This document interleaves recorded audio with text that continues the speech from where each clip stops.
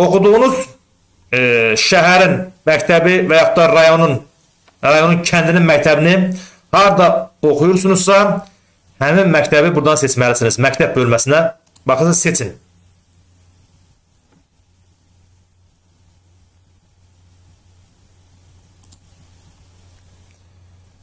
Oxuduğunuz sinif yazılan bölmədə seçməlisiniz.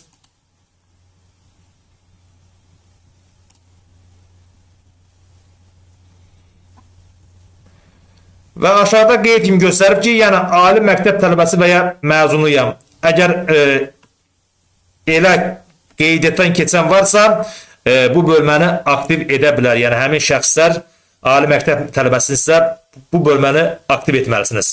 Burada göstərir.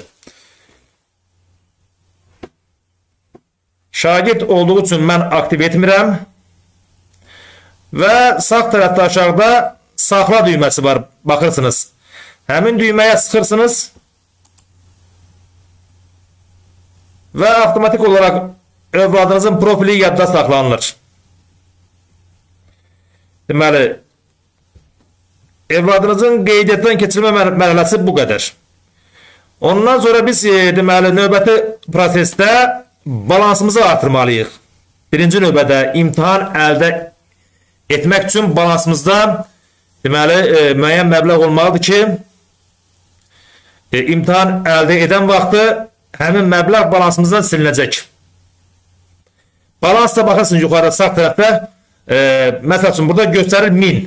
1000 göstərəndə yəni 10 manat. 1600 göstərəndə 16 manat olur. 1300 göstərəndə 13 manat olur. Yəni imtahan qiymətləridir. Birinci növbədə balansı artırmaq lazımdır.